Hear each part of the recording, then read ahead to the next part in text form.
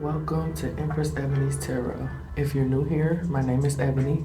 My father named me that. And this channel is for those that are about their self-mastery, aka minding their own business, staying in their own lane, focusing on themselves, their betterment, their growth, and most importantly, their love of themselves. Welcome back, tribe. How y'all been? I know it's been a while. I pulled the trusty blankie back out, but now let me get to it. Yesterday, February the 13th, 2024, I was called to look at the charts and birth charts, natal charts, planetary charts, and I did, and I got some things that we're gonna talk about in regards to that. I got my notes right here, but when I went to pull it today, I stepped back to today, because yesterday I was using another device to look up the charts or whatever. But long story short, looking back today and remembering what I saw, looking back at yesterday, remembering what I saw yesterday, today, the chart was freaking mirrored. All the information that, I was guided to, gather was the same. The physical circle chart was just mirrored. Everything was mostly in the 10th, 11th, 12th, and 1st house, which is mirrored from what I'm seeing right now today, looking at the chart. Where everything is in the 7th, 8th, 9th, 10th chart, 10th houses of the chart. And then, but yesterday, the information that it had me look up, not even information that it had me look up, but it was a significance on 6. And now that I think about it, and it brings me to that, this is how the dice fell out on the table when I pulled them out, because I was gonna take 3 personally myself, and then I was guided to get all 5. And don't you know 666? But what 6 has been showing up, and I was guided to look at Lilith, the point Lilith. And yesterday it appeared to be in the 6th house, but a lot of Virgo was attached to what I was feeling and what I was basically being guided to yesterday. But in the 6th house, that yesterday it wasn't, and even not even today, Virgo isn't in the 6th house. So when I looked at it today, everything kind of made sense. And it brought me to a conversation that I had with my daughter, that I frequently have with my daughter when she kind of forgets how mirroring works. And I'm being called to let us know, the tribe that resonates with me, that it's time to mirror nature. And I feel personally that it's because of how cyclical nature is. It's constantly changing. The seasons are changing, but I feel like divine source energy is kind of is alluding to it being deeper than that. And I did a reading the other day. In Codes in Nature was the encouragement message on the ACE spread. And for anybody who doesn't want to sit here listening to me talking, you don't have to. You can skip forward, or you can leave it all together. Because I'm feeling that energy, and I kind of want to be low vibrational and say like, y'all not even watching my anyway, but I went ahead and let it slip out, because that is what that is. I don't really get no views anyway, so I can't understand why somebody is pulling on my energy to kind of tell me to speed it along. But anywho, back to what I was saying. The eighth spread alluded to nature being your BFF and your confidant, and the people that the yeah, I'm gonna say the people that you go and talk to instead of going to talk to actual people. Speak to nature, I guess. Get connected with your guides, your spirit guides, your ancestors. You know, the spirit realm versus this physical realm, because it's codes in nature, it's codes in you isolating yourself with the hangman energy that came out a lot in that reading. Um, and then I was seeing sixes a lot. Sunday up until yesterday, and then these sixes drop out when I'm getting ready for the reading. So I wanted to speak on the sixes, the sixth energy and the mirroring energy, because those two really had nothing to do with what I researched yesterday. Yesterday, the main focus was on astrology. They had me looking up the charts and using this deck that I made, these two decks that I made actually, to kind of pull some energy on astrology. One, because I want to learn astrology and I've been teaching myself astrology, and I resonate with readings and readers that have an astrology component in their readings. I've been doing a few for a while, as well as the chakra readings. So for anybody who did like the chakra readings, I'm gonna get back to that. Excuse me. I'm gonna get back to that as well. I'm just gonna delve into all of it again because I'm feeling more like myself. And I've found a space that um, I kind of know that I'll be able to do readings in a comfortable manner. I know you all see that I don't have my incense and stuff like that burning. It is just because I'm in a place where I can't burn my incense and my candles and stuff. But I also feel like those things aren't necessary. You know, the energy is the energy, and I can call on fire energy. I can call on smoke energy, which is air. I can call on all of the energies of the elements to be here with me, us present in this reading. But I'm gonna go ahead and get to it because I don't know how long I've been rambling on. But this deck is an astrology deck, and this deck has the chakras and zodiacs and things in it. We'll get to it and you'll see it. But from yesterday, I pulled the chart at 10:21 a.m. and it led me to inconjunct energy.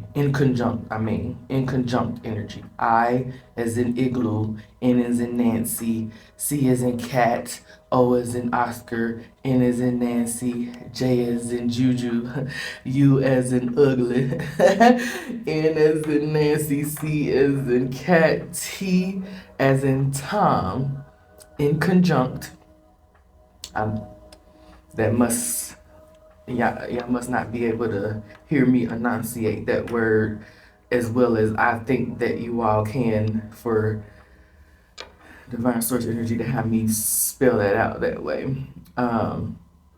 But yeah, it drew me to inconjunct energy.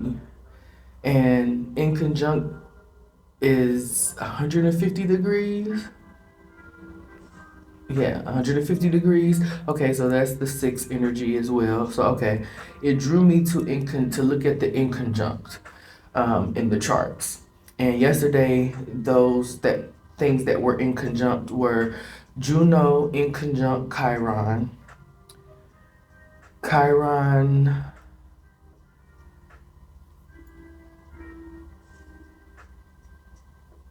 inconjunct Lilith, Lilith inconjunct the moon, Lilith inconjunct Mercury.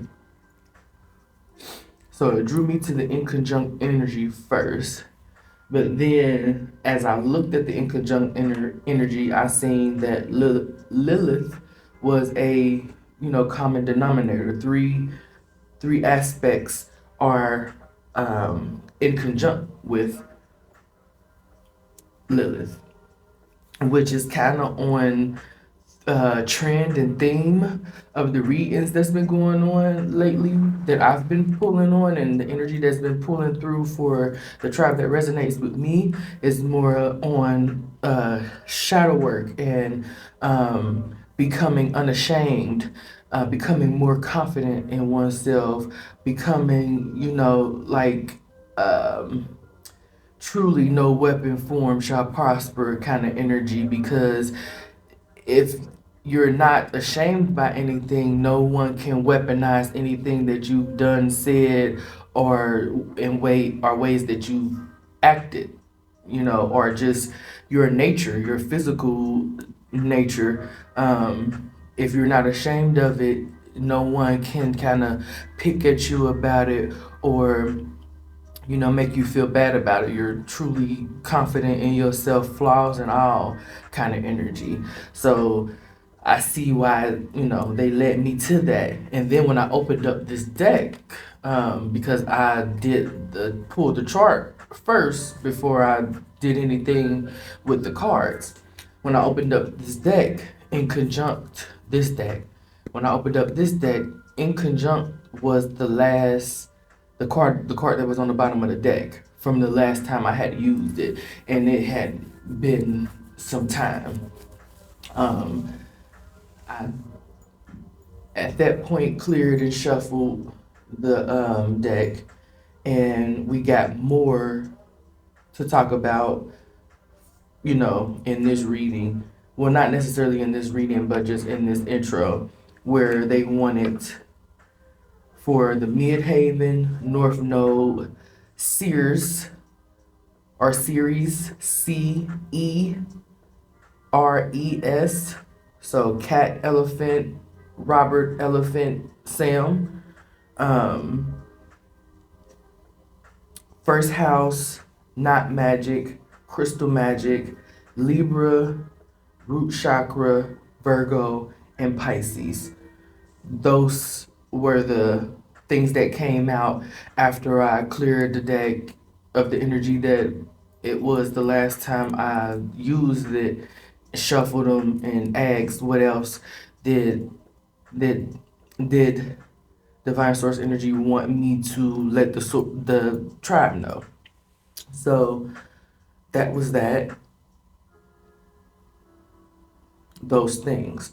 So the chart that I pulled, just to clarify for those who know astrology, I didn't pull a chart on a specific person, like a fake birthday or anything like that. I just looked at the current planets. So yesterday, where the planets were currently at 10:21 a.m., is the information that I got, with Juno being in conjunct Chiron, and Chiron being in conjunct Lilith, and Lilith being in conjunct the moon and Mercury. All of this energy to me, and what I'm pulling through and what I'm feeling, the energy that I'm getting, is more or less healing that aspect of yourself, that Lilith aspect of yourself. Looking to your chart to see where your Lilith is placed, which house is placed in, because it's a point. It's not a planet. It's an asteroid as well, but that I don't think that's on any birth chart, or people don't really. That's not a popular thing for people to look for, the asteroid, or really the node Lilith. But I feel like when you look to Lilith in your chart, it's those things that you're repressing, those things that you're ashamed of, those patterns and dysfunctional, damaging, self-sabotaging energies that lie within you. And knowing where it is in your birth chart can help you kind of psychoanalyze yourself on whether or not you were repressing these things, or you're actually heading towards healing those things and really being truly confident. Because a lot of people claim to be confident and just that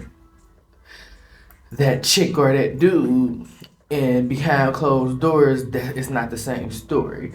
So I really feel like it's what needs to be looked at. Lilith, where it is in your chart, also is giving me more energy of being intuitive about what you already know, because your chart is only going to tell you a small scope. Your chart cannot factor in the experiences that you went through, and those, those things that are unpredictable, for lack of a better word. So you can look at your chart, but I wouldn't say, oh, my chart says this about my Lilith. It's absolutely positively correct, or I don't believe that shit at all. Intuitively look to what you're ashamed of, the patterns in your life that are having a negative impact on you reaching the level of success in whichever area you're trying to be successful in. Why is it being hindered? You're going to find that when you look to the dysfunctional patterns in your life, and when you look to healing yourself and really becoming self-confident and really being able to sit with yourself and not, feel the need to be, competitive or anything like that. It really goes into a whole lot, but I already been talking a whole lot, and I don't want to talk y'all head off because I know y'all come for the cards.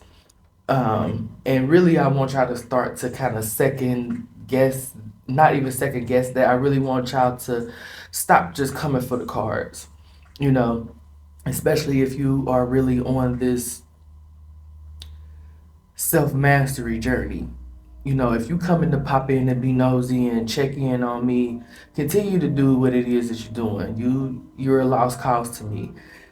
For those that really are on this self-mastery journey, as I am, and really want to learn about themselves in the world, and astrology and numerology and psychology and sociology, all of those kind of levels of things, please continue to stay and know that every time I won't do cards, especially when I go into, astrology and other things that, don't necessarily have to do with a tarot reading. We can make it have to do with a tarot reading, of course, because that's what we're going to do here.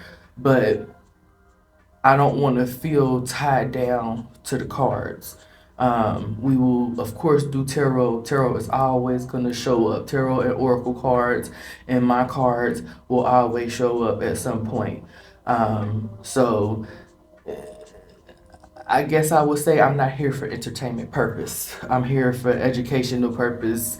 We are each one teach one, basically. So the things that I learned and I implement in my life and I see that they go well for me, I'm going to share it with you all. And I think that's why they brought me to the Inconjunct energy, because that's been something that I've been working on and implementing in my life, and I've done shadow work.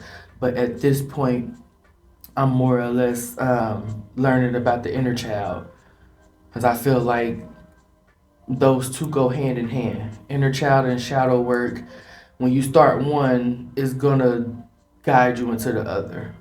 Shadow work was the first thing for me with my tower moment in 2019. So shadow brought me through to inner child. My shadow introduced me to my inner child after I embraced my shadow and integrated my shadow into, you know, the party, basically the soul party. Once I integrated my shadow self into the soul party, it introduced me to my inner child, and now I'm learning to embrace my inner child, and we gonna see where it go from there. Like, I already feel like I had met and dealt with my toxic masculinity and my toxic femininity, and both of those two are straight. Like they know their role. We've been introduced to each other. They give me their feedback along with ego every now and then, but everybody know their place. You know what I mean? As far as shadow, ego, masculine, divine. I mean, yeah, divine, of course, because my higher self, feminine energy. So it's really just the inner child that I'm working on, because that's, that's the deepest for me. But enough about me. When we think about Juno, Inconjunct, Chiron, um, by the way, thumbnail, I use Astro Matrix for to pull my charts. I am not an Apple cultist, so I don't use those machines. I am trying to find out a way to use my laptop to get a different platform for pulling charts. I really don't think that it matters where you pull charts from unless you are kind of being guided by whoever is pulling the charts on the platform that you're pulling the charts and what they choose to look at. So to me, it doesn't matter which platform I look at charts on, because I'm going to be guided, intuitively to where I need to look for the information that I need to take in for myself and for the tribe that resonates with me. Had to drink some water. So I use Astro Matrix. And I went on that long tangent because they describe Juno Inconjunct Chiron as the healing dance, self-developing, developing self-awareness. Chiron is definitely the wounded healer. He's a mentor he's a centaur, I believe. He or she is a centaur.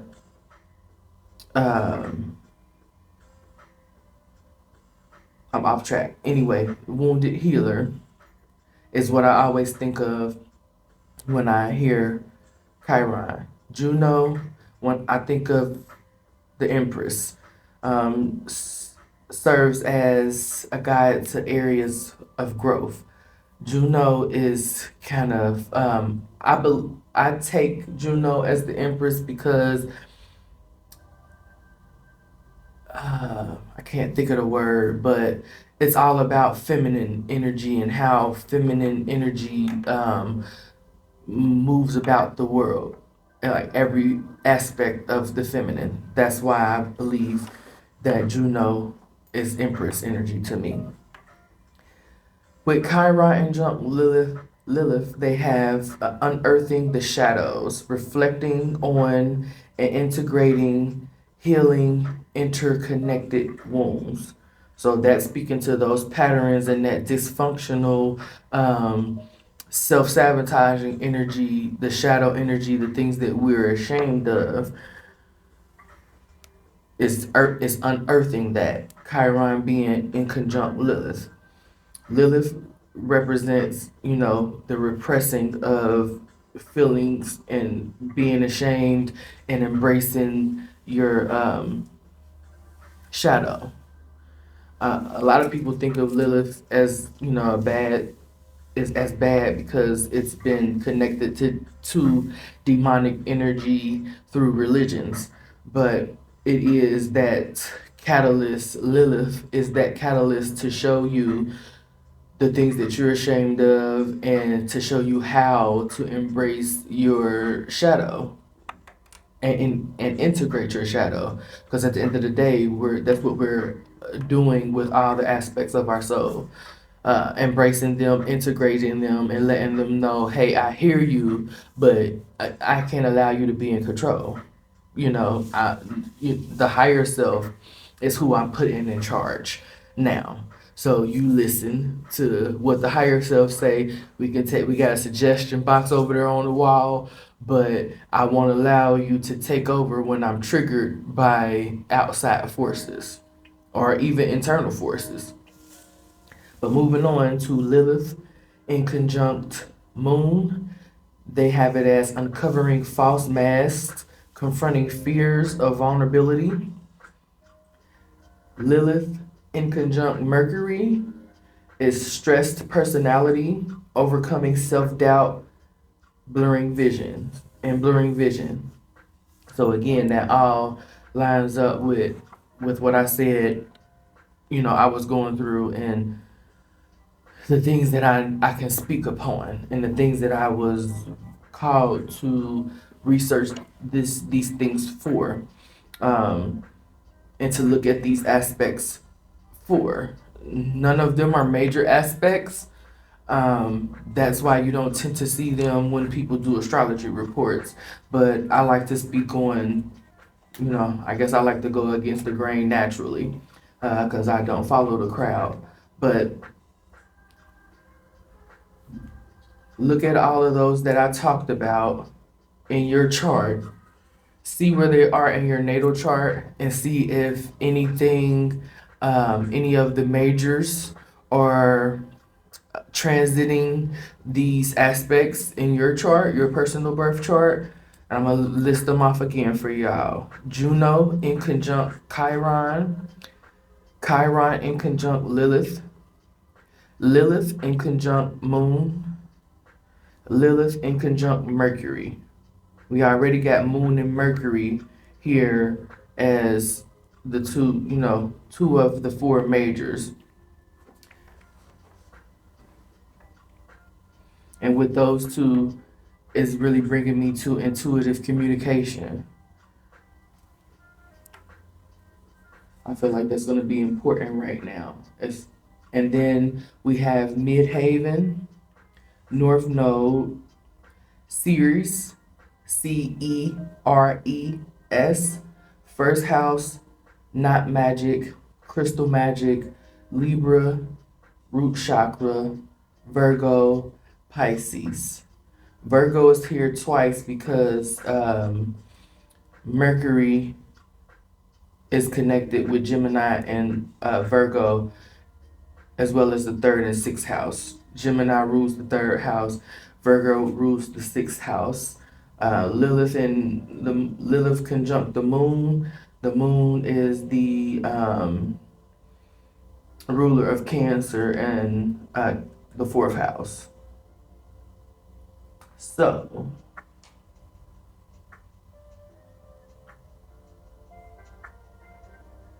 no, Cancer is ruler of the fourth house, I believe. However it go, when y'all look, y'all figure it out. When y'all do some research. I don't want to really get snappy, but I don't know why I feel, I feel the energy of that'll make me snappy. But we gonna clear away from that, and I'm gonna bring out.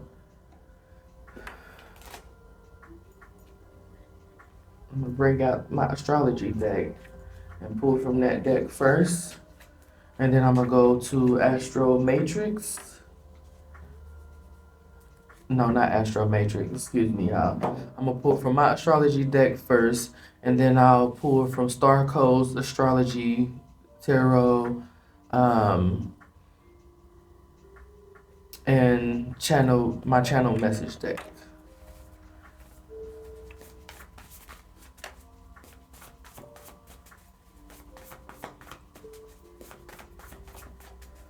What do we need to know as far as today goes? So right now, today, it's kind of pretty much the same energy. Everybody is from the 7th house to the 11th house, except for Lilith, who is down in the 3rd house, in Virgo.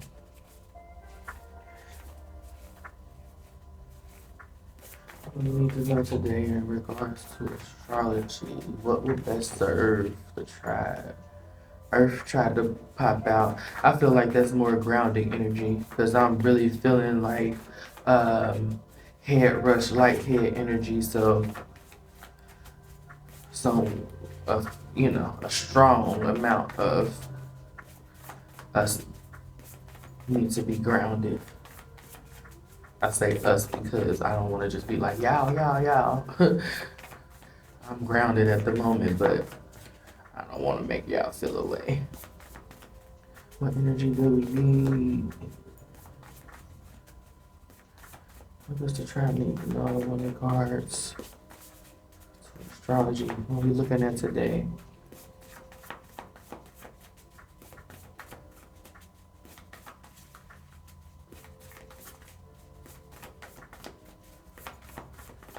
Come on, please now.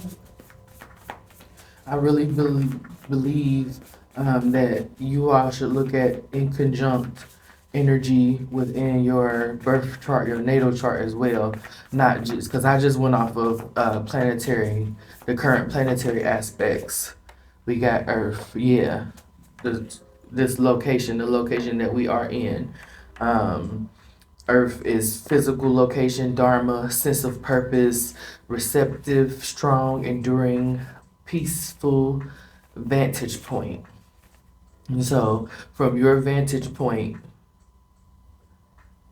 look up inconjunct energy. And what I mean by from your vantage point, that means from your birth chart.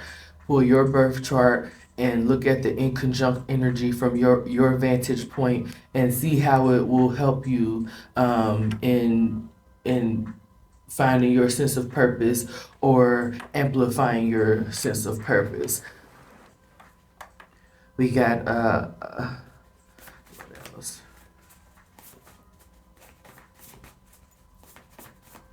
Anything else that we need to know that needs to be put on this reading?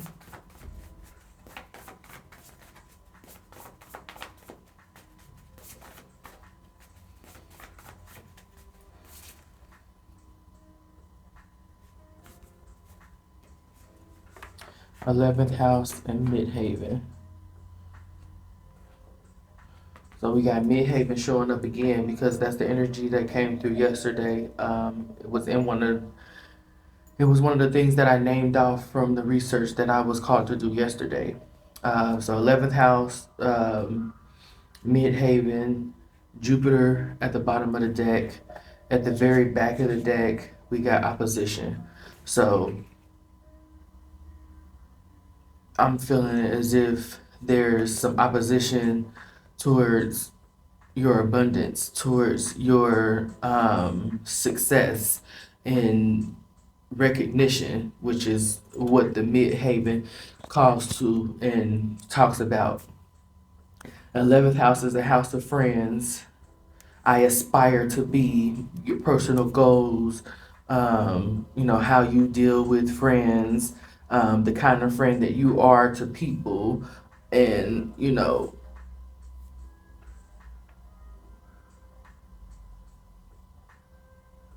humanitarianism,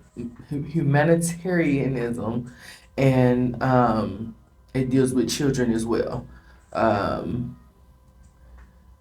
it's a fixed position. Nah, that stuff at the top, I'm not really gonna, because I'm gonna go back through that. Thank you, thank you, thank you.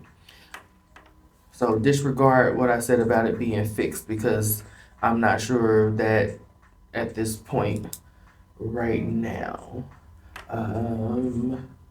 But let me check real quick and see.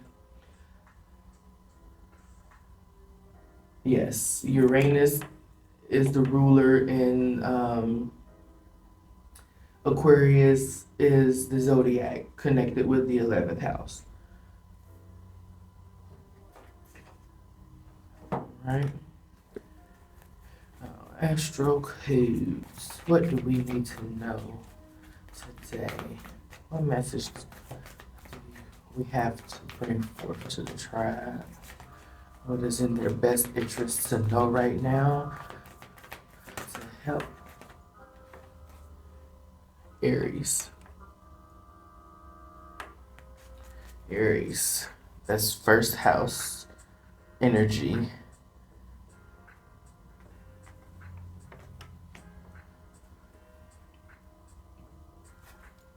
At the bottom of the deck is dilapidated discomfort.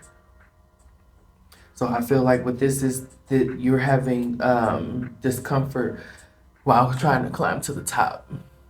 There's discomfort on your journey because right now it's all uphill, it's all upstairs, it's all upward, and that's number 5, which brings me to change as well. But I was about to say it's hard. It is definitely hard when you decide to vibe high and ascend past the typical 3D things that are going on this planet and kind of get more to your spirit.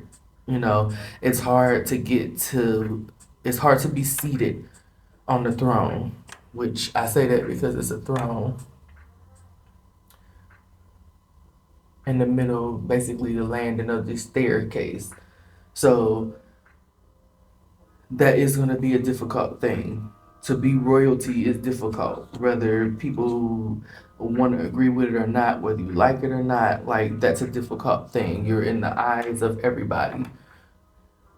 We got North Node showing up. North Node.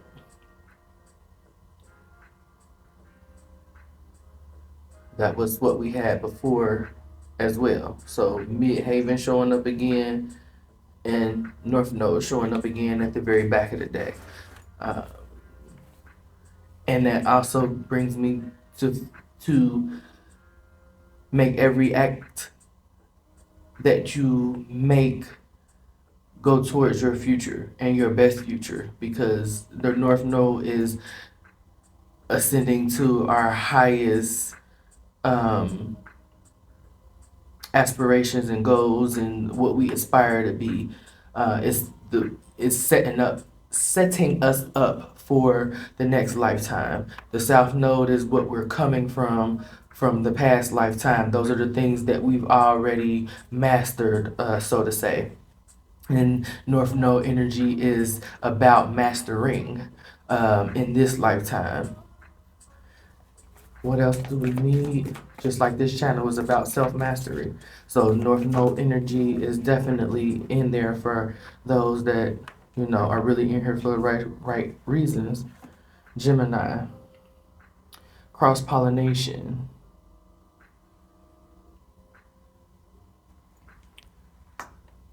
To me, that's it's like bringing it back again to working with nature. The bees work with nature to sustain their life, to sustain their queen. It's a hard road for the worker bees. They're dying off. Bees are dying off, and just the pesticides and everything in the world that is making it difficult for them to do what it is that they're supposed to do. But I feel like with the Gemini energy is more or less being curious. And because I was talking about the North Node energy, while that came out and just leading towards the future, Geminis are curious. Geminis are adaptable. Geminis, love them or hate to love them. Geminis are just, we goats. I mean, we're goats at being intellectual, being able to see multiple sides of a scenario, being able to be neutral, non-biased. There's good and bad, and there's bad Geminis, there's good Geminis. Is that with every zodiac?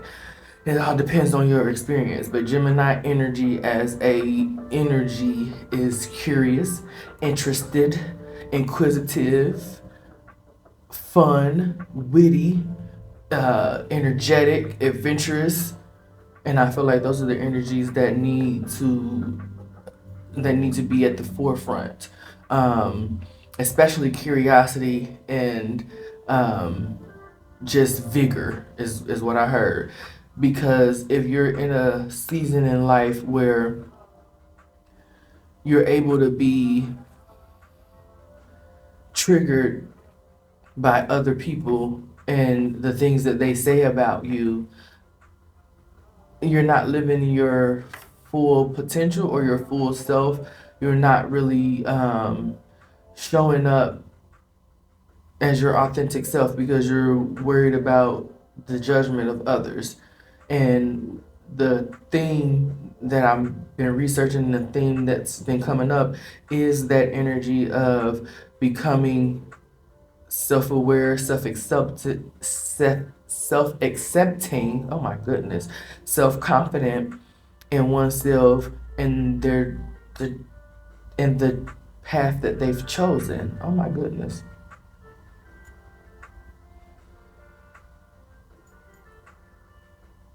At the bottom of the deck, we got first house arrival. We got first house before, didn't we?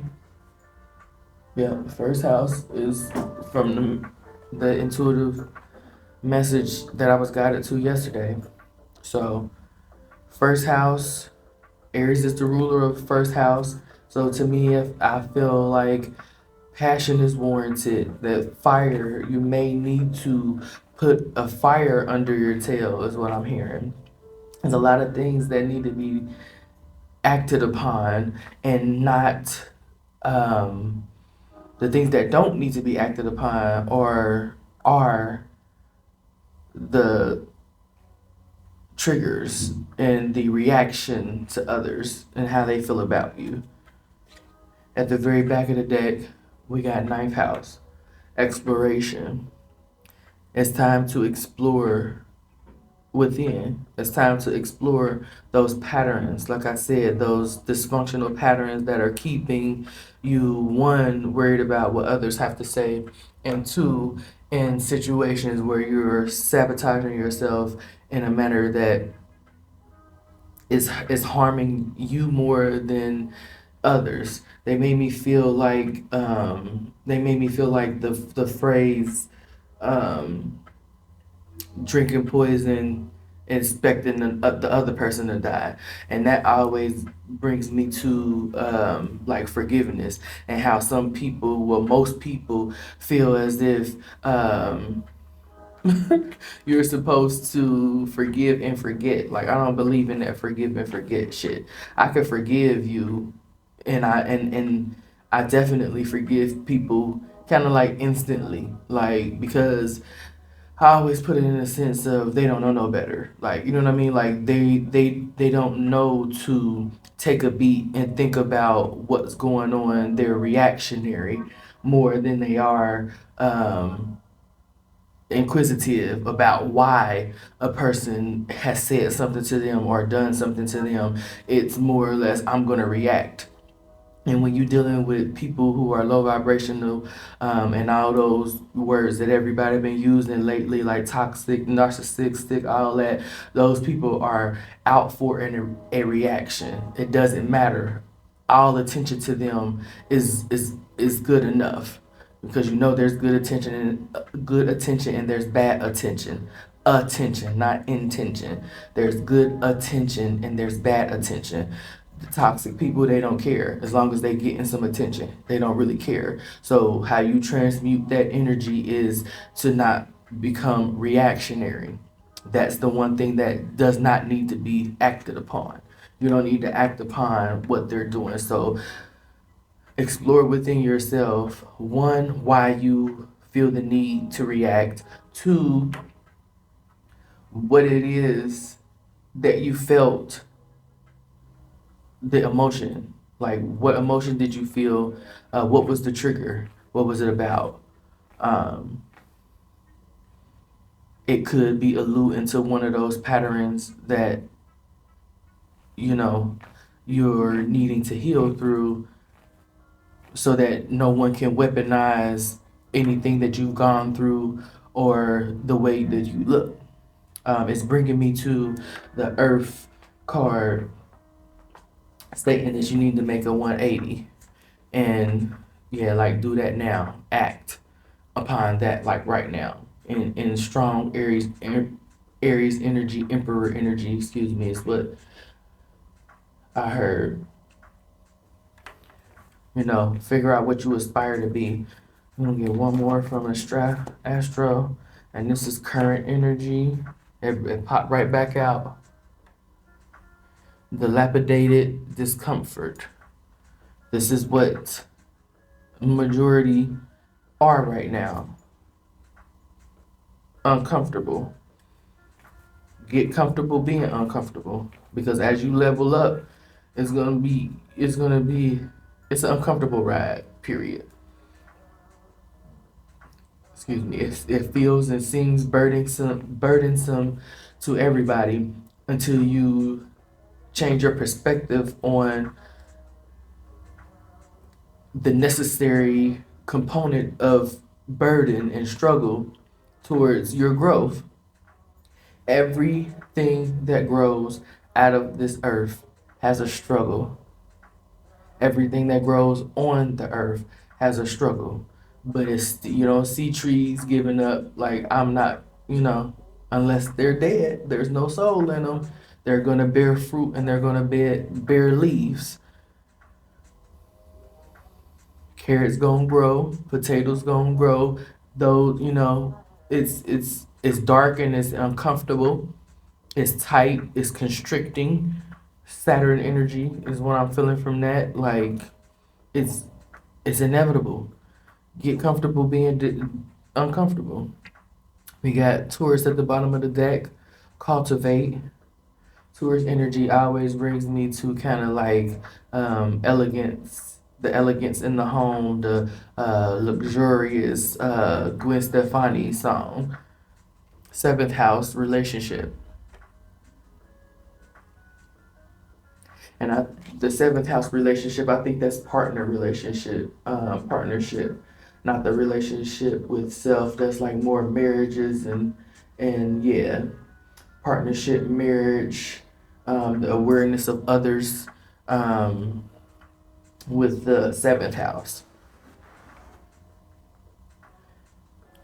And it's still, to me, feeling like the energy needs to be the relationship with nature. It's a lot of nature out here that keeps coming out. The flowers with the in the bleed, the flowers and the bees with the Gemini, and Taurus, definitely being Earth energy, and then the images on here is strong in nature.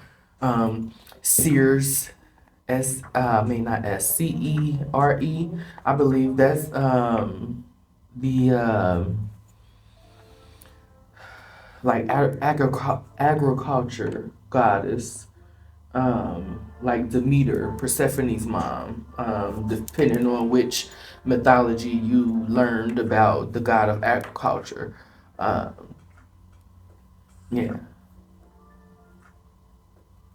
Currently trying to get to the top, or trying to level up, or trying to ascend, or trying to get back on your feet, trying to uplift yourself is going to be uncomfortable, because that's not really the mode of the rest of the world, especially on today, Valentine's Day. The rest of the world is worried about pleasing somebody else, going broke to do so. Most of our holidays, if you follow the Gregorian calendar, are about spending your money to show that your loyalty, your love, and appreciation, and all of that.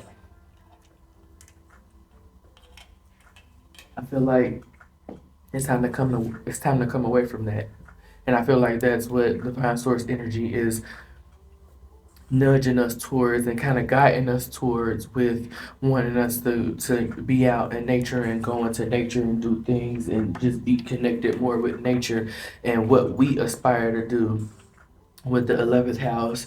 in the midhaven, like what does success look like to you?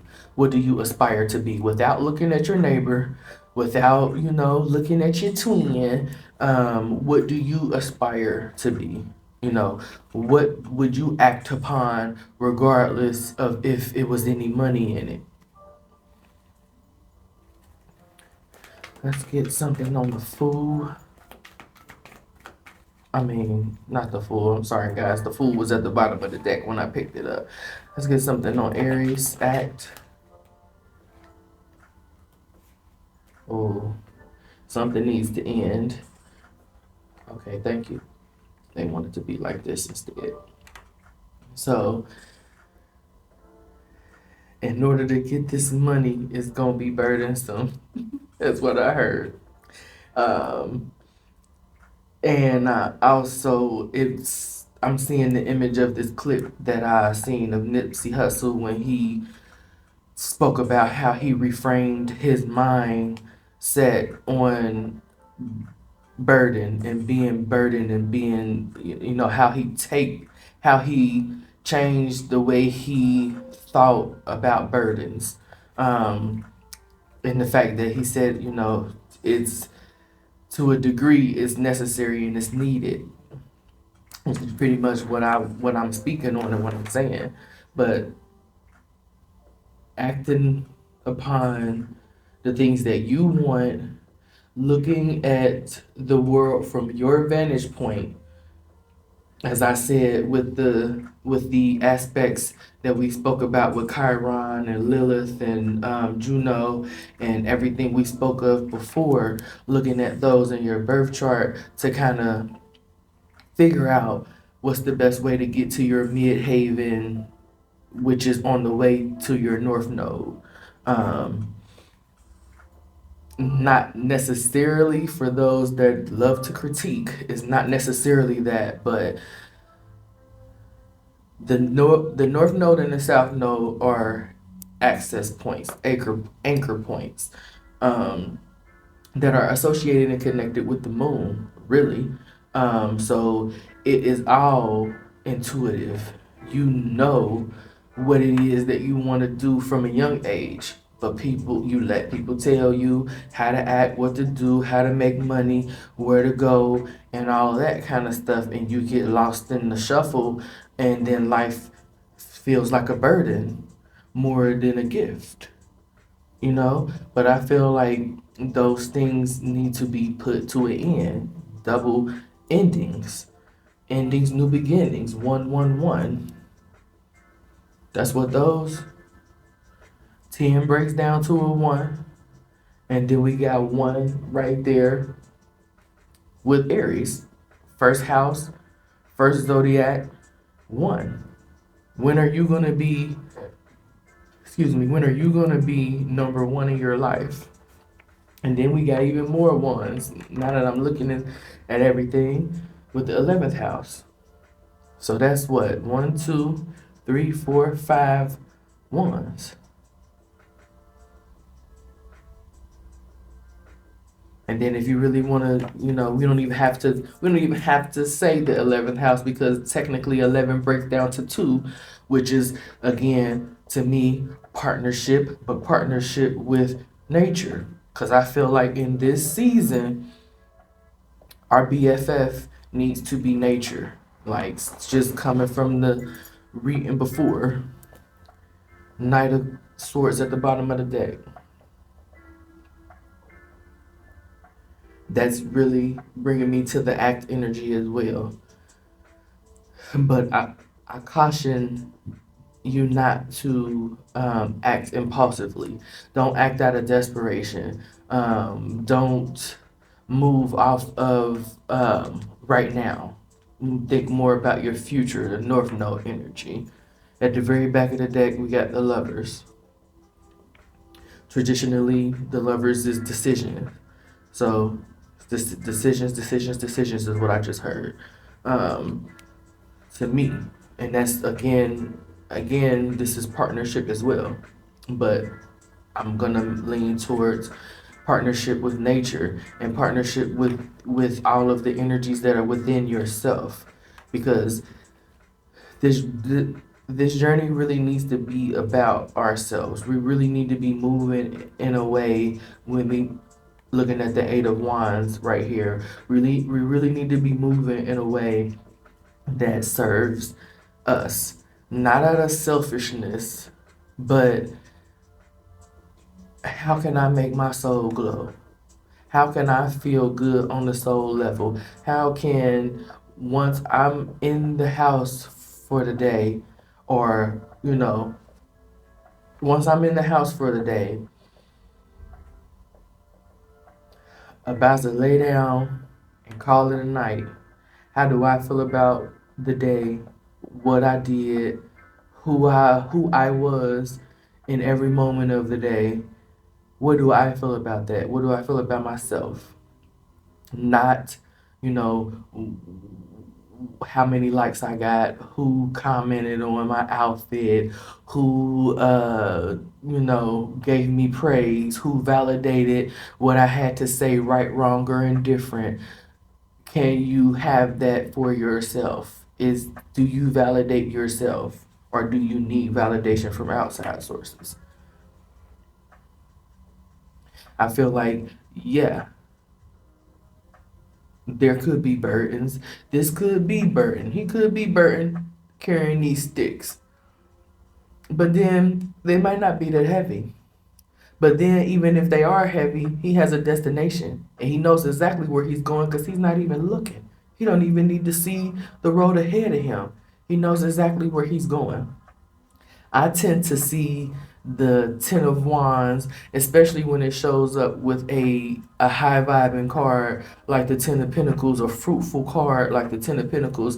I tend to see this as getting prepared, being prepared. He's taking his load of sticks to a destination so he can build a foundation which will become his home, which will become his empire, which will become his legacy.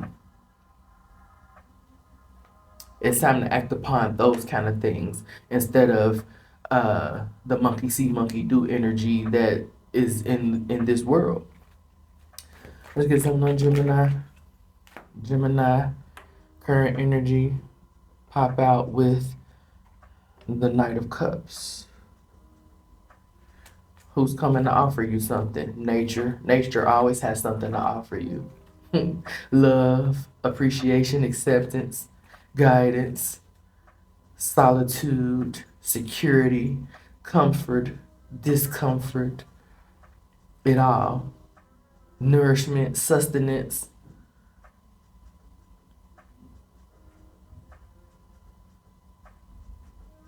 I'm hearing pour into yourself.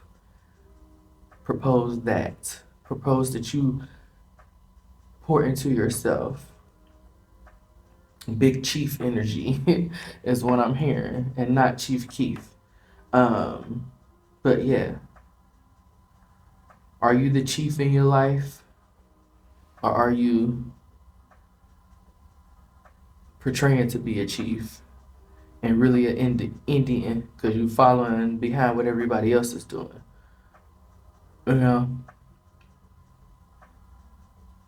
He looks like he's in deep thought as well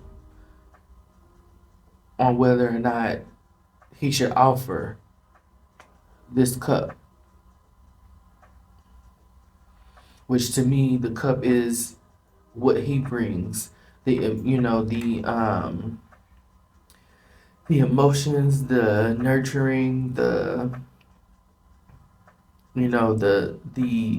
replenishment, the quench that he provides. Because this is his cup, and he's taking it to offer to someone else, or to something else, or he's going to fill it up. However you take it.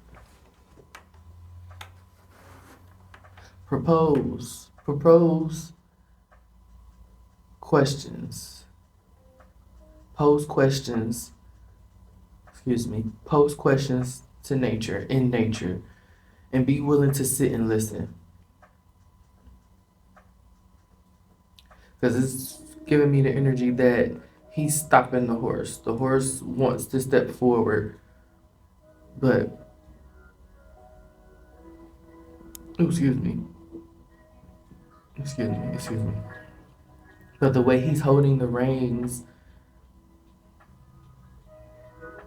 gives me the energy that he's pulling back to make the horse stop. Um, with the head, you know how the head is going and everything. So someone could be um, um, what's the word I'm looking for? Reluctant. Thank you. Someone could be reluctant. Um, Someone could be reluctant to offer you something, to cross pollinate with you, to give you an offering, to work with you. I feel as if that's what's. I feel like that's what it is. Definitely stress behind whatever this proposal is, whatever this um, emotional tear is what I'm hearing. Emotional tear. There's an emotional tear within someone that's keeping them up at night, stressed and, you know, just not feeling good about themselves. Eight of Wands at the very back of the deck. And I'm hearing get moving. And that gives me, alludes to me that maybe someone needs to be a little more active, as far as like physically active, because that's a part of why you don't feel well, and that's a part of why you feel down on yourself. And this Nine of Swords energy also is bringing me back to that, what I said at the beginning, where no one can weaponize your flaws or your woes if you've learned to accept them. You know? Yeah. No one can weaponize your flaws if you've learned to accept them. You can't be defeated by something that you overcome within yourself. You know, you can't be bullied on or made to feel as if you are less than unless you believe it. Unless you believe it. You have to believe it. And also the Seven of Pentacles always makes me think of the quote, where your focus goes, your energy flows, kind of thing. That's what I'm feeling in this reading. Where your energy goes to where you focus. What you're focused on is where your energy is going to be tied up into. Is it a good thing? Are you focusing on something that's good, that's going to be bountiful, is what I heard? Are you focusing on something that is going to create, cultivate, with Taurus being at the bottom of the deck? But I was thinking about honey. Because we know bees make honey, and to make honey, they need the pollen from the trees. I mean, from the flowers. And as they go from flower to flower, they are pollinating, cross pollinating the flowers and helping them to reach their maximum potential as well. And when you learn more about botany, you know that there are plants that need a pollinator around them in order to thrive. So, and thinking about that as well, it's energy draining and energy sharing, but it's amplifying. You get what I'm saying? You can have an energy drainer around you and it's just draining you. There's no reciprocation between the two. Like, you don't get anything from that person draining your energy. I'm gonna put it to you like this. When you have an energy drainer that's toxic and it's just not it's not benefiting you at all. It feels like having an argument with somebody who does not have your best interest at hand, and but you don't know it. You don't know that they don't have your best energy at hand, your best self at hand, your best interest at hand, and you feel drained, and you get to feeling that nine of swords energy about yourself, where you feel beat down, stressed out, anxiety. You get around, you get around those people that instantly you're anxious in a dysfunctional way. You're anxious in a way that is depleting to your energy and your system. And then you have the energy draining, where it helps you. It's amplifying you're gonna feel a little you're gonna feel the drain initially, but it's quickly going to, you know, lighten your mood, release endorphins, like sex. Good sex, you know.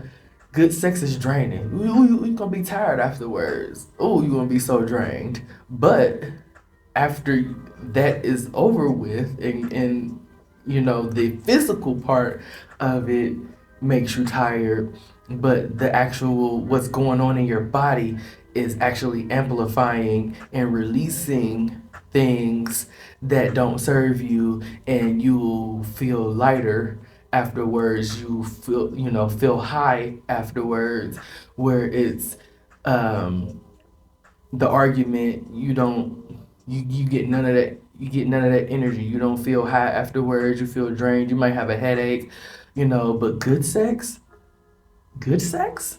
with somebody you rock with, that's not toxic and healthy, and y'all got a agreement of what's going on. Oh, it's exhilarating. You can't lie. Those are the two energy draining aspects I gave for y'all. Thank you. Thank me later. Let's move on. This reading long. I already know. Oh my goodness. Yeah, it's down there 12 o'clock. Um, let's get something dilapidated. Discomfort. You got the Seven of Swords. To me, it's giving surrender energy. Just give up. Know when enough is enough. Know when to call it quits. Know when to give in to the situation. Not And that's not always a bad thing. It's not always a bad thing to give into a situation, and I'm here and let it burn and let it burn. It's not always a bad thing. When you surrender to the fact that walking these 12 flights of steps is going to be hard. It is. It's going to be hard on the body, physically, your respiration, your breathing, but you can definitely take breaks in between. Surrendering to the fact that what needs to be done has to be done, and it doesn't matter whether you feel like doing it or not. And then also, what I think of most times with the Seven of Swords is the Tina Turner song, like, I don't know what the song is called, but I don't care who's wrong or right. I don't really want to fight no more. Because traditionally, this card is a soldier taking the swords, so that as if another way to end the battle. Because if we don't have swords to fight, then we won't fight.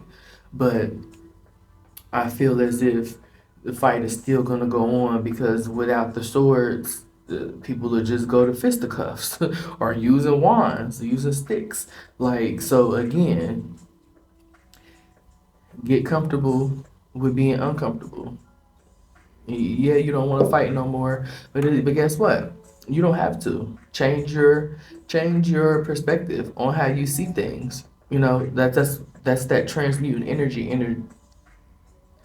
That's that transmuting energy thing that I was talking about, where it's like, I don't have to fight. I don't have to wield my sword. I can just take as many swords as I can carry and leave behind these two swords for those that want to fight, and y'all have at it. Do what you do. Do what you do best. Go for what you know. You know, I'm not fighting the same fight as you all, so I'm gonna leave that here and take the rest of this with me while I go ahead and go towards the things that I want to go towards. Go towards the things that I feel like is worth a fight, that I deem necessary to fight over. Not just a pointless war that enriches um, the 1% or someone that's not me. You know, I don't have to do that. And as I said about discomfort, being in discomfort and getting comfortable with being in discomfort, the best way to do it is to surrender. Like, yeah, surrender to okay. And somebody's arguing with you that the sky is purple. Okay, it is. It sure is, ain't it? I surrender. Yeah, I surrender. The sky is purple. You know what you know, but you surrender to the argument. You surrender to the idiocity of, the person attempting to get you to believe something that one is not true or two that you don't believe. Yeah. Healing. Healing will definitely happen when you are comfortable with being uncomfortable. Because to heal is to be uncomfortable. You're not comfortable when you're healing from something. If you've ever had surgery, that's not comfortable while you're healing, but at one point you'll become healed and you won't feel that pain anymore depending on what it is. So yeah, pour into yourself is what I'm hearing as well. The more you pour into yourself, the things that you find burdensome won't be as burdensome to you anymore. You'll change your perspective, as Nipsey Hussle did. You know, got the Three of Wands at the back, very back of the deck, because it's this is a waiting energy as well, but I also feel like this is an observing from the outside energy as well, like observing from a higher vantage point, observing, from a distance, which brings me to feeling like, you know, observe but don't absorb. You can look at something go down, but don't get involved in it. And I wouldn't even sit around looking at something go down, depending on what it is, because I could be doing something else. It's something else I could be doing. I'm not really interested in seeing people fight anymore because what's the point? Um, you know, just yeah, being out there and being with the crowd, I don't see the need for anymore. So I'm observing from afar. I'm gonna go up here on top of my hill and watch my ships come in, watch my fortune come in, watch my products come in on freight. And yeah, I give up this fight of trying to be the success that society says you should be. Nah, I'm gonna go ahead and be on the back burner. But I never really was one of those that really um, followed the what society thought was success. That's a lie. That's a damn lie. I sat there and lied. At one point, I was, and that was in my teens, maybe after 25. Yeah, I wasn't on that. Like, I could care less. I could care less what the outside thought was successful, and and running towards jobs and careers off of the money. I started to act on what felt good to me with the wands, what I was passionate about, what I would give my energy to, you know. And I knew when to leave different jobs. It's what I aspire to be. Is how I choose to live in this world and dream and, you know, what I feel is successful. I've been working towards that since 25.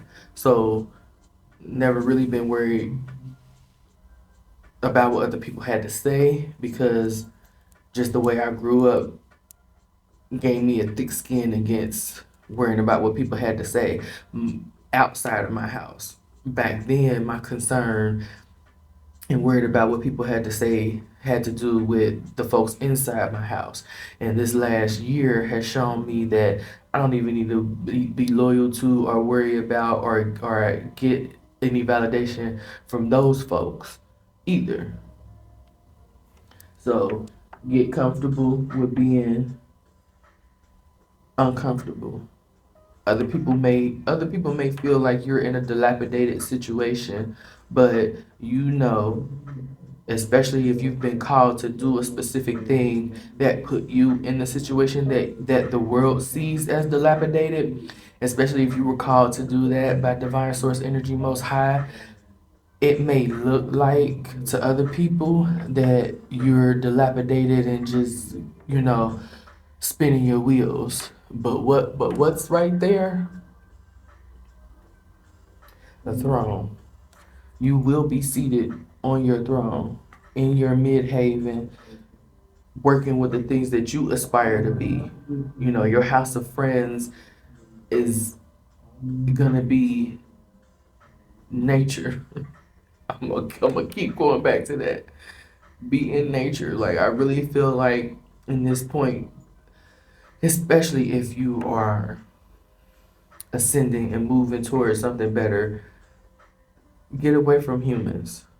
You know, like, you can have your core group of people, but I really feel like this is a season for folks to be in hermit mode, to be in isolation. Like, if you do rock with anybody, let it be a few, one other person. You know what I mean? Like, they're Gemini energy, but for real, yeah, I'm gonna leave it there. Yeah, at the bottom of the deck, relax, take a deep breath. Yeah, I do need to relax, but let's get something on the act, Ten of Pentacles, Ten of Wands.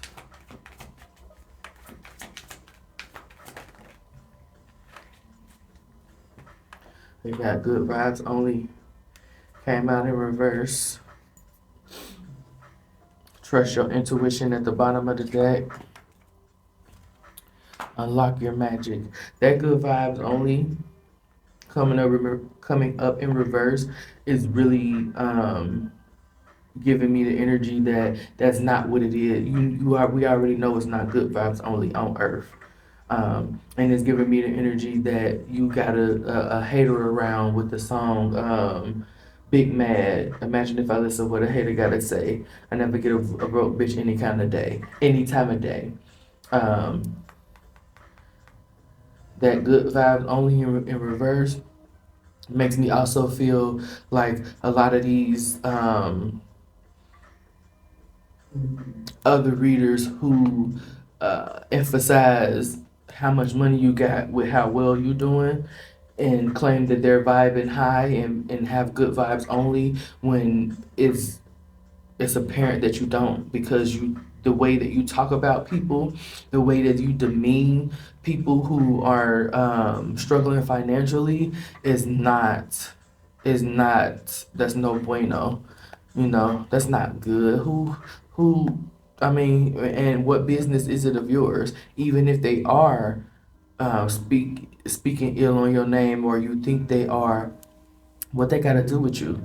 If you got the money, you got the money. And most people who really out here rich and got money don't be talking about it money all the time. Like, on regardless if it's their money or somebody else's money, they don't be sitting up worried about money, because if you got money, you ain't got nothing. You don't have nothing to worry about on that front. You know, that came through on that. So be wary of being that those, being in that energy where it contradicts what you're saying. Don't be in contradictory energy where you screaming good vibes only, but you're not vibing good. You got more to say about other folks than you have to say about what's going on with you internally and trying to fix your internal woes.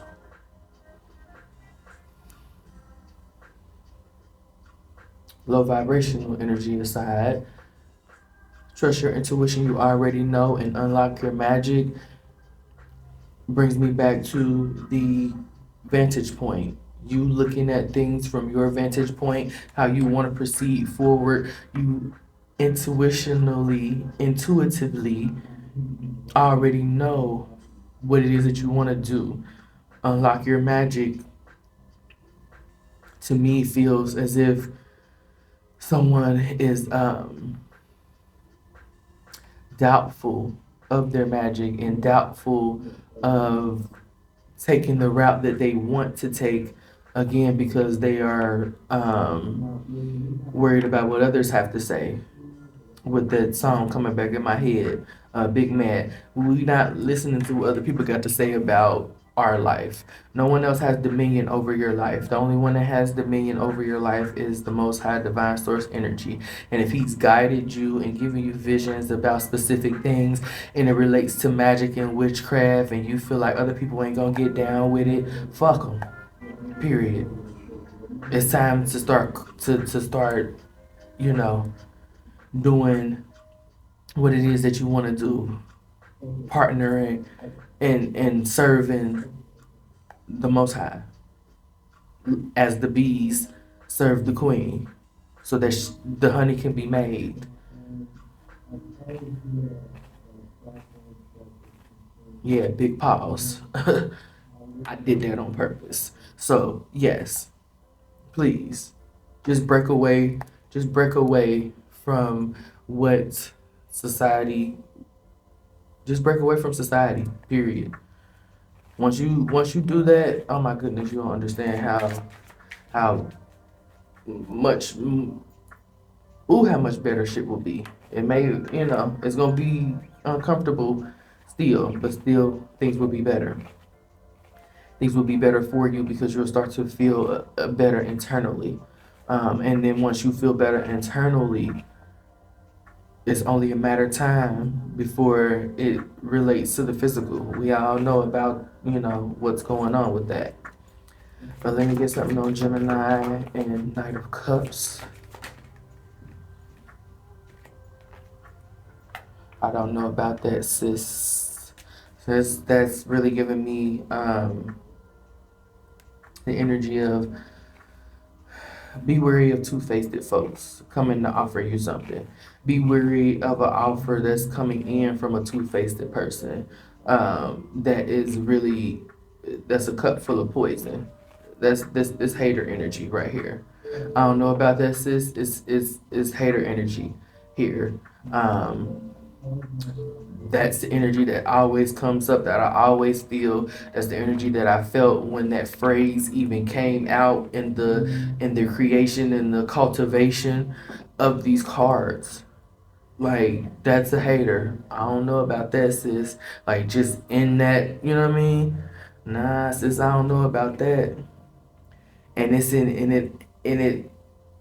I'm feeling like this is someone telling someone about their aspirations, what they aspire to be. And this, I don't know about this person is supposed to be the person's friend, but it really feel like you're jealous. And it's bringing me to the quote,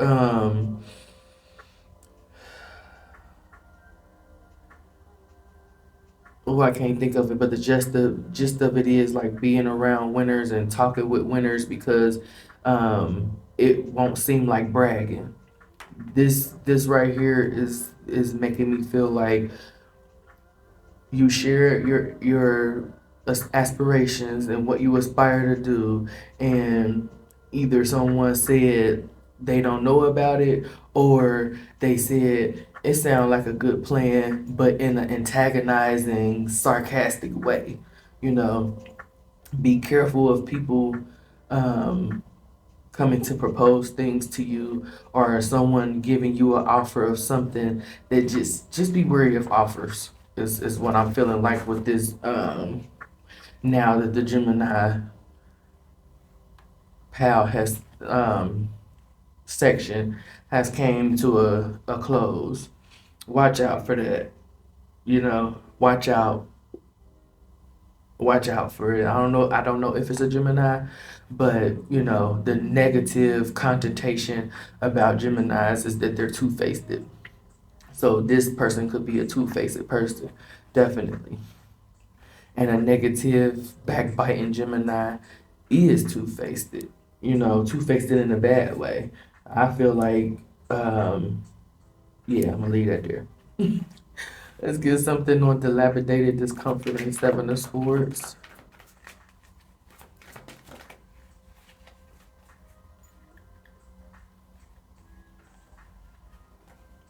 Mentor. This leads me to believe that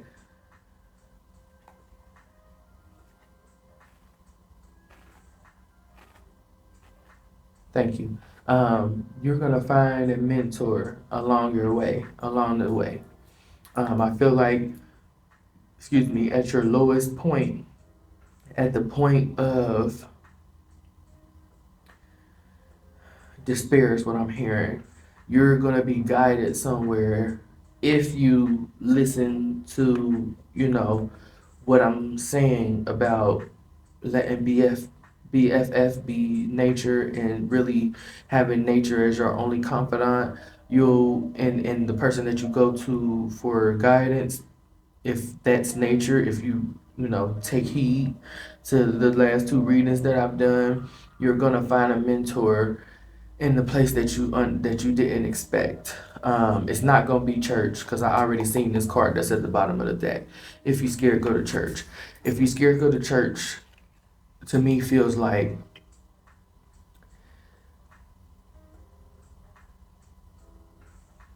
life is hard.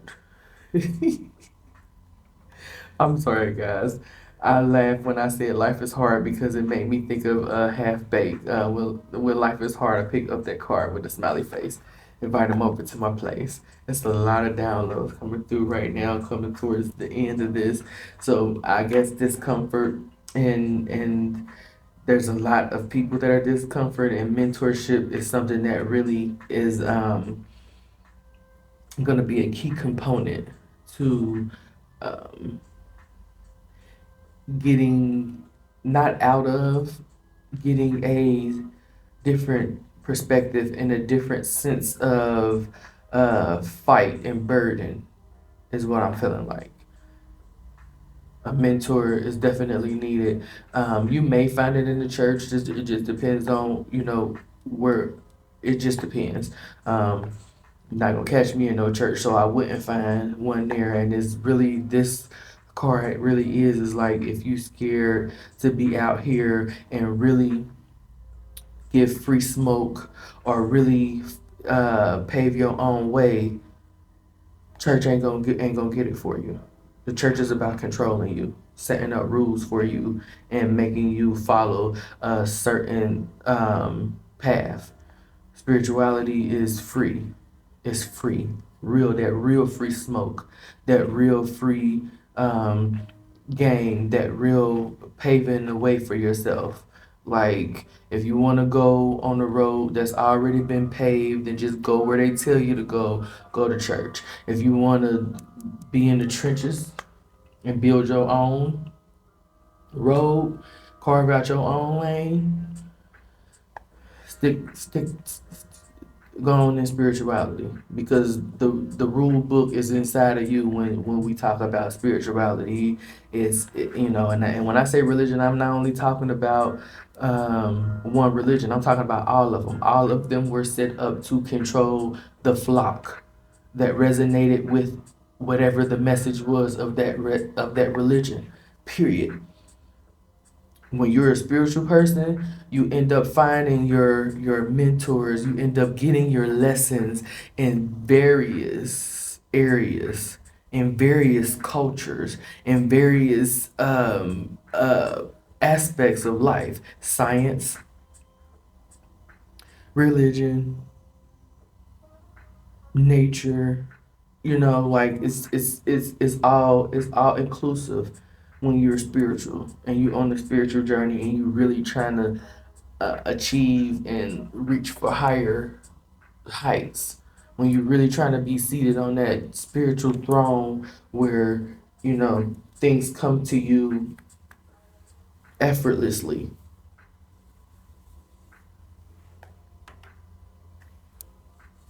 And maybe your mentor needs to be, not of this realm, like not of this world, like spiritual. Because I feel like nature could definitely be a mentor to all of us. I feel like the healing that we need will come from nature, like pure things.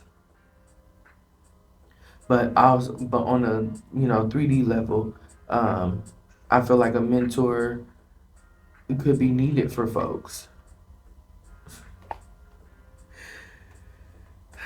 I turn your man down. Say thank you, bitch. Like, yeah, let's not go. It's at the very back of the deck. Cause that's just it's two sides.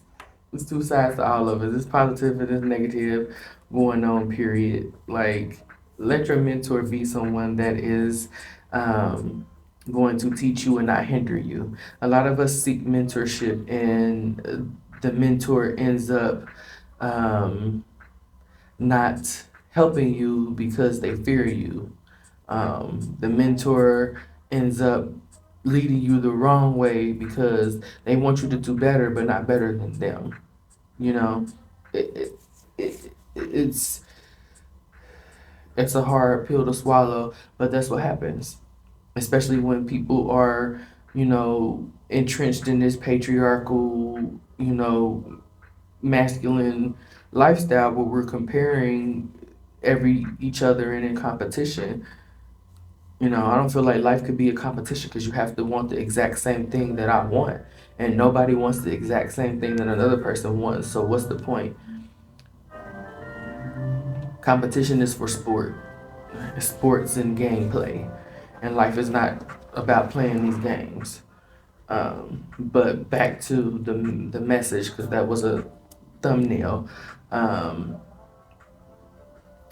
feel like the keys are going to be given to you once you learn how to surrender and what to fight for and what to place your energy upon. Um, I really just feel like that's what that is.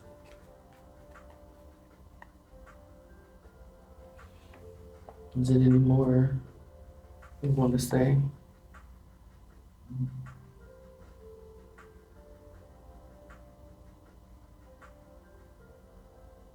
It's bringing me to this person's smile, and it's making me think of like media broadcasters.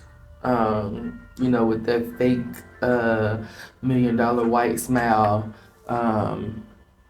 and being deceitful. So someone could have a deceitful mentor that is gonna end them up in a dilapidated, discomfortable place and knock them off their throne because you're believing that your mentor has, your best interests at hand and they don't.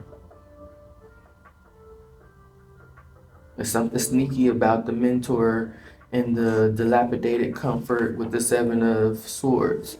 Because before I was feeling like the Seven of Swords had to do with not wanting to fight, surrendering to whatever it is and not caring who's wrong or right. And that may be something that you need to do in order to kind of be open to having a mentor.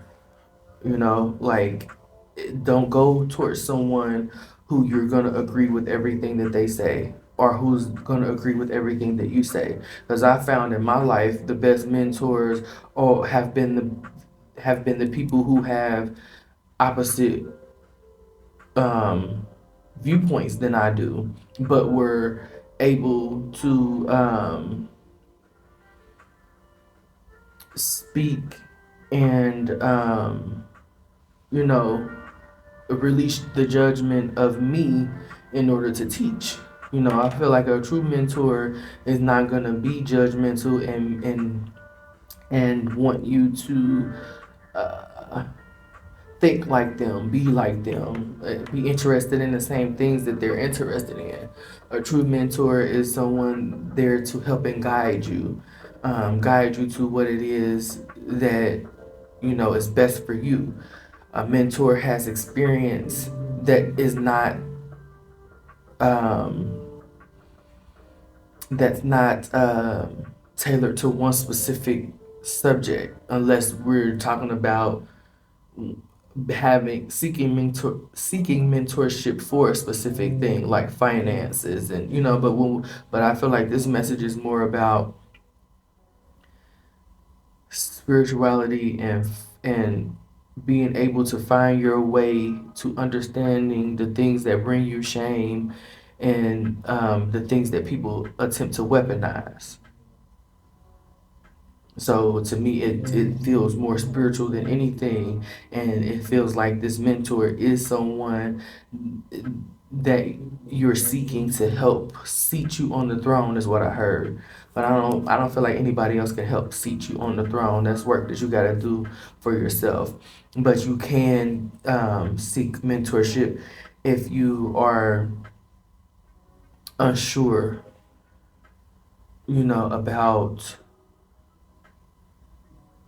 specific aspects. Me personally, I wouldn't go and seek mentorship if I don't have 1 ounce of self awareness. If I don't have any self awareness, any self discernment, that I need to find that before I seek mentorship. So that could be the thing as well. Finding your vantage point is what they brought me back to. Finding your vantage point, finding your view of yourself, finding your sense of purpose, finding your sense of who you are before you're seeking mentorship. Because if you don't, you know, things can be stolen from you. As far as healing, your healing could be stolen from you because you aren't aware. You aren't aware of yourself. You aren't aware. You don't have a baseline to go off of to wonder if you believe if you should believe said person or not. Because if you don't know much about yourself, then you're gonna believe anything that somebody tells you, and that's what most people does throughout society. They go off and my parents told me this is what I'm going off of, so this is what I believe. So find the baseline of who you are, like really seek and find yourself. And I feel like it should all be intuitively. Only you know what makes you tick. If you don't know what makes you tick, then you'll forever be a reactionary person. I really feel like this discomfort is happening right now because a lot of people don't know like their baseline of who they are. You know, you know what you've been taught, you know what you've been groomed to understand about yourself, but how many have actually taken the time to bear it all, to strip naked like the star card and pour into themselves and sit with themselves and think internally to go wherever your thoughts take you to and then expand upon that. You know what I mean? Like, because that's what I had to do. Like, strip it all down. You know, this is my situation. This is how I feel. This is how I feel about myself. This is how this situation makes me feel. Like those kind of things. This is how these people make me feel. I went through all of that, and then it went away with the this is how this person makes me feel because no one should have that power. I should not be reactionary. I shouldn't be able to be swayed that way about myself and about my energy. Like there's no way that another person should be able to make me have a bad day if I woke up having a good day. You know what I mean? Like, to bring it down to simpler terms. I feel like that's what's needed. This Gemini energy is more or less being inquisitive, being curious and interested about yourself and what the success mean to you. Where is your midhaven in your chart? Where's your 11th house in your chart? Where's, all of those aspects that we spoke of before in your chart? And does any of it play into the destruction of your situation right now? Or, you know, is it, are these things helping you towards where it is that you want to be? Like, it just brings me to yin and yang, dark and light. But them two having a connection and being, what's inside of darkness, there's a seed of light. Inside of light, there's a seed of darkness. It's all one. It's all one. And when we understand that it's all one and we're all one, a collective consciousness, and we understand that not one person has dominion over you and what you choose to do, and whether or not it's right or wrong is subjective. Like, it is. What's right for you could be wrong for another person, and vice versa. So it really feels like looking into oneself. What do you aspire to be? What do you deem as successful? What do you aspire to be with the 11th house? With the midhaven, what do you deem as success? What does success look like to you? And then location. Location, location, location. Earth energy. We're here on Earth in this physical plane. How is it that you can carry out your soul's mission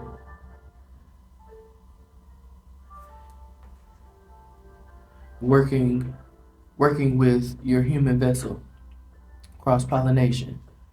How can these two energies work together to amplify you and get you to be seated on your throne?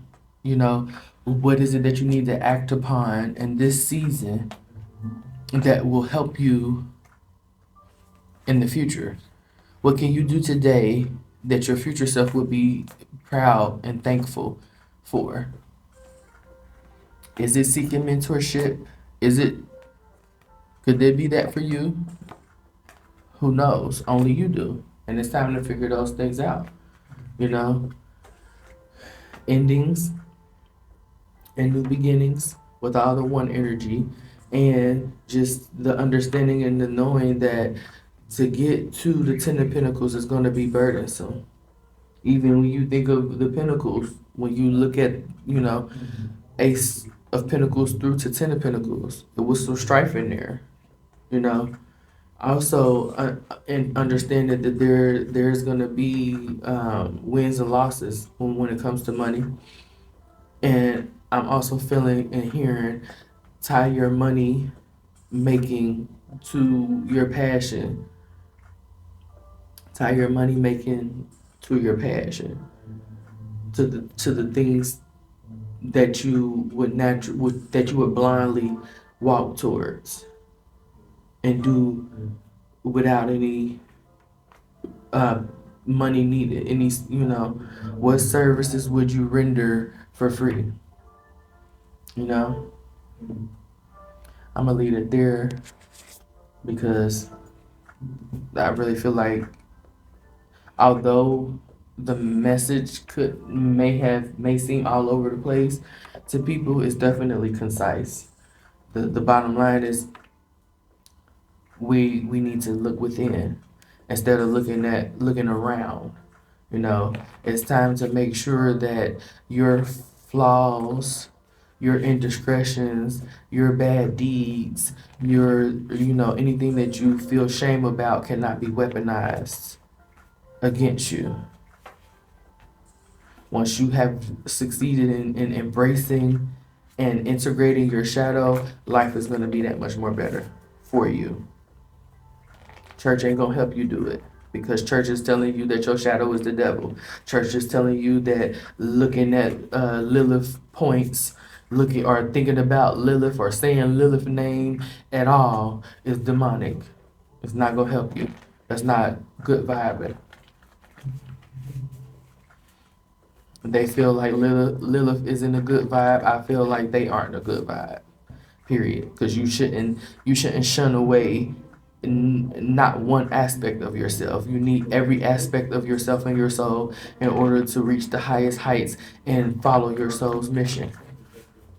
But again, like I said, if you want to travel the road that everybody else is traveling, that's already paved in the way it's comfortable, ain't no, it ain't rocks and gravel or grass. Yeah, go ahead. Stick with the church, stick with the religion, stick with what society is telling everybody. But if you out here and you really, trying to elevate and be spiritual, and you really trying to give out free smoke, then pave your own way. You can't pave your own way following somebody else's blueprint. And I'm gonna leave it there. I hope it resonated for somebody. If it didn't, maybe next time. But until next time, know that I genuinely, wholeheartedly, whole soul love y'all. Peace.